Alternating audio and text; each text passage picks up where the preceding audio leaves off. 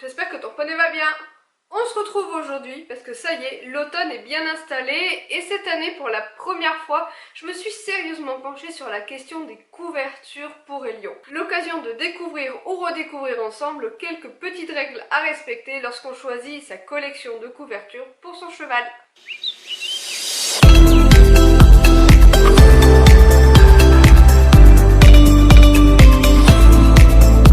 Comme d'habitude, mes vidéos n'ont pas pour vocation d'enseigner quoi que ce soit, c'est simplement un partage d'expérience dont tu peux totalement t'inspirer ou pas pour ton propre cheval. La première chose à laquelle il faut qu'on pense lorsqu'on choisit nos couvertures pour notre cheval, c'est le contexte. Est-ce qu'il vit dehors? Est-ce qu'il va au box la nuit? Est-ce qu'il est tondu ou pas? Bref, tout un tas de choses qui nous permettront d'évaluer le type de couverture dont on a besoin.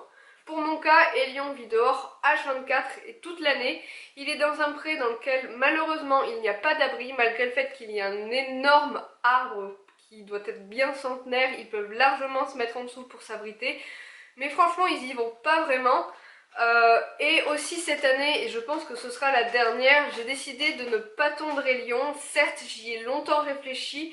J'ai beaucoup hésité, mais je me suis dit que cette année, encore une fois, nous n'aurions pas un rythme de travail qui nécessiterait forcément une tonte. Je vais rester assez light, sachant qu'il n'a que 4 ans, il prendra 4 ans et demi cet hiver. Donc vraiment, je pense que l'année prochaine, cependant, j'y réfléchirai sérieusement pour faire une tonte adaptée à un poney qui vit dehors, tout en étant couvert. Alors la question que tu pourrais te poser, toi, derrière ton écran, c'est mais pourquoi elle couve son poney? Parce que oui, un cheval qui vit dehors, qui fait ses poils, il pourrait se débrouiller tout seul. Je suis totalement d'accord avec toi. Cependant, je suis du genre à penser que de ne pas tondre un cheval qui travaille régulièrement, c'est limite de la maltraitance. Je sais, tu vas me lapider sur la place publique pour avoir dit ça. Clairement, en faisant de l'équitation et en les montant, on leur impose notre rythme à nous et ça me paraît normal, à défaut d'être naturel, de leur proposer des solutions qui leur seront beaucoup plus agréables. Franchement, toi t'aimerais faire du sport si tu transpirais comme un bœuf tout l'hiver et qu'on te remettait au pré en étant trempé et que tu te gelais les miches? Non, franchement, je ne pense pas.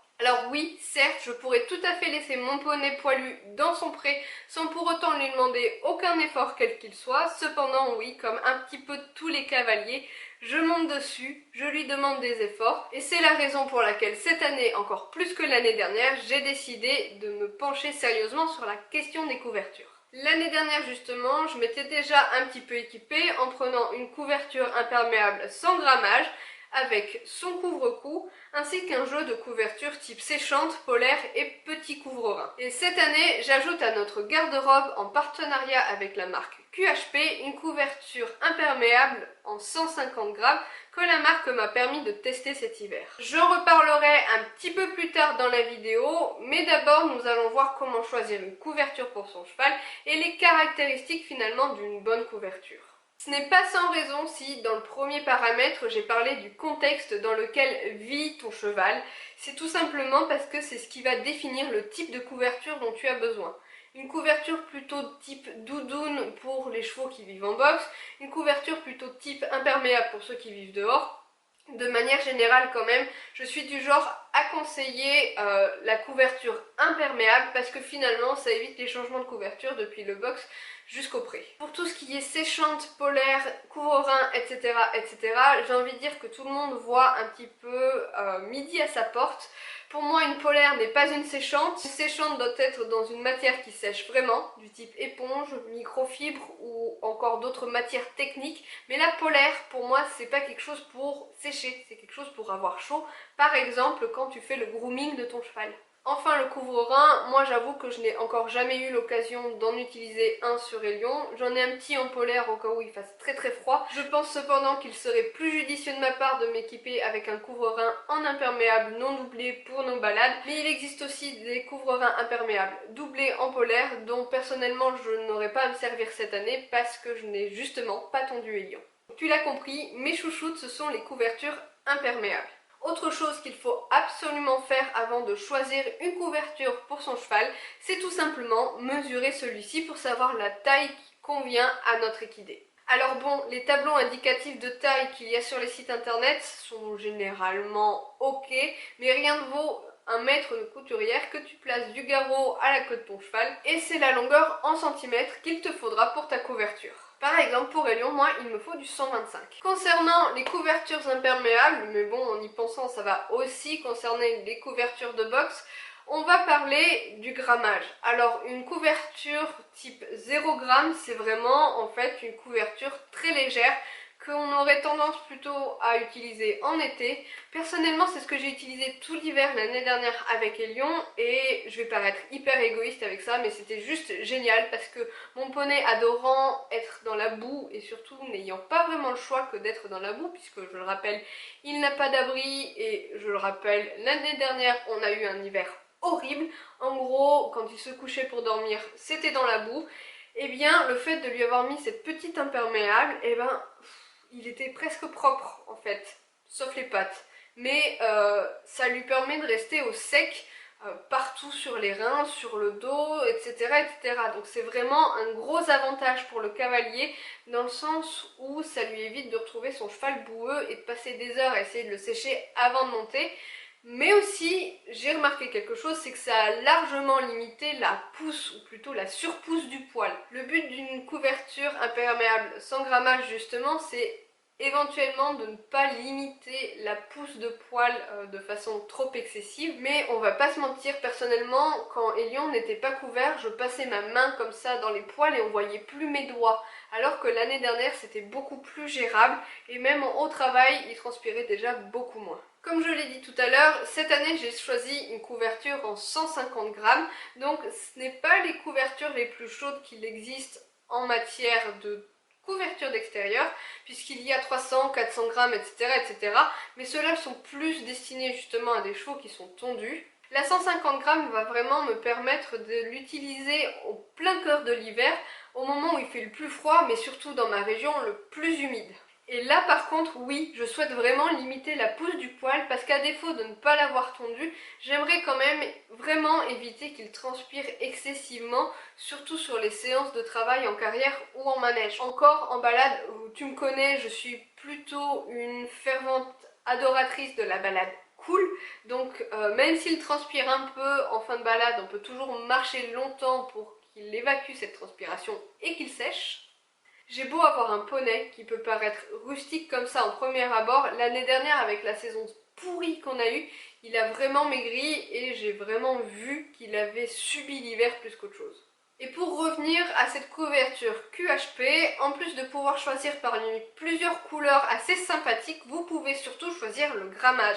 C'est-à-dire que vous pouvez choisir entre du 0 g, du 150 g et du 300 g, justement pour les différents types de paramètres auxquels j'ai fait allusion un petit peu plus tôt.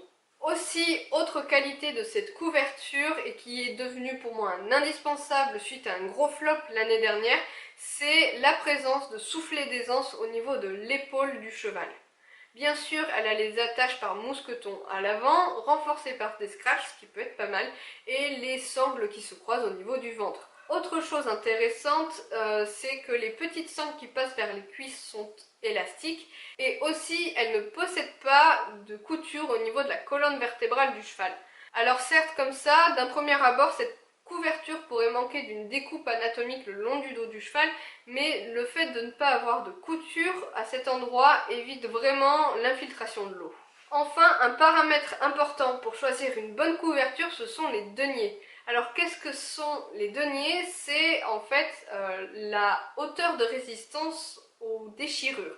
C'est-à-dire que si votre cheval vit en paddock, vous allez avoir besoin de moins de résistance qu'un cheval qui vit au pré avec des arbres, avec des copains qui peuvent le mordre, etc. etc. Le minimum requis pour une couverture, c'est 600 deniers et ça peut aller jusqu'à 1600. Donc 1600 étant très solide et 600 étant une entrée dans la solidité. Le petit défaut que je trouve à cette couverture, c'est que c'est une 600 deniers et que je prie très très fort pour que le copain des lions n'essaye pas de le bouffer et que je ne me retrouve pas avec des trous dans la couverture de poney cet hiver. Je vais terminer cette vidéo par un petit côté entretien du matériel parce que vous me connaissez, je suis du genre à prendre énormément soin de mon matériel d'équitation. Et personnellement, la chose que je fais le plus souvent, c'est d'enlever les poils de mes couvertures plusieurs fois dans l'hiver. Alors pour ça j'utilise une brosse comme ceci, ça peut marcher avec une Magic Brush ou une brosse pour enlever les poils de chien par exemple, mais pour ma part c'était une espèce de brosse que j'avais trouvée chez Decathlon avec les petits picots en caoutchouc comme ça. Autre chose à faire, c'est bien sûr de nettoyer tes couvertures à la sortie de l'hiver, mais une fois que personnellement je les ai dépoilées, je passe un petit coup de désinfectant textile. Alors il y en a dans toutes les marques pour la maison finalement, mais pour ma part j'utilise le Green Horse Bacter, ouais c'est ça, de chez Ekibao. Et enfin, arrivé au moment où il fait le plus moche, où il va pleuvoir, ta couverture imperméable d'une année sur l'autre devra probablement être réimperméabilisée. Alors certes, il existe des produits réimperméabilisants ou même des services de réimperméabilisation dans les selleries, cependant ça coûte plutôt cher. Pour ma part, j'ai trouvé la petite astuce et j'en redirai des nouvelles une fois que ce sera bel et bien testé. J'ai été chez Decathlon et au lieu d'aller au rayon équitation, je suis allée au rayon tente, je crois. Bref, chez Quechua, ils font une bombe imperméabilisante de même type que Sapo, etc., etc. peuvent faire, sauf que ça coûte 5 € contre une douzaine d'euros pour les autres marques. Moi, j'ai acheté 2 bombes et à savoir qu'une seule bombe m'a fait la couverture imperméable complète et son couvre-cou d'Elion, donc celle de l'année dernière que nous avions utilisée et que j'ai nettoyée juste avant l'été.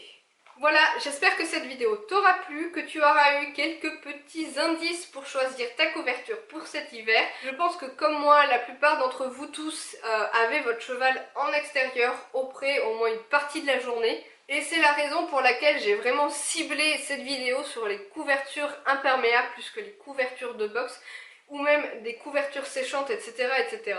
Parce que selon moi, ce sont vraiment les couvertures les plus polyvalentes. Rien ne t'empêche de mettre ta couverture imperméable dans ton box. Par contre, la couverture de box en extérieur quand il pleut, c'est juste pas la peine. De mon côté, je te souhaite un très bel automne. Ce ne sera d'ailleurs pas la seule vidéo à ce propos. Et profites-en avant que ce soit vraiment l'hiver. Je fais plein de papouilles à tamponner. Et je te dis à très bientôt dans une prochaine vidéo.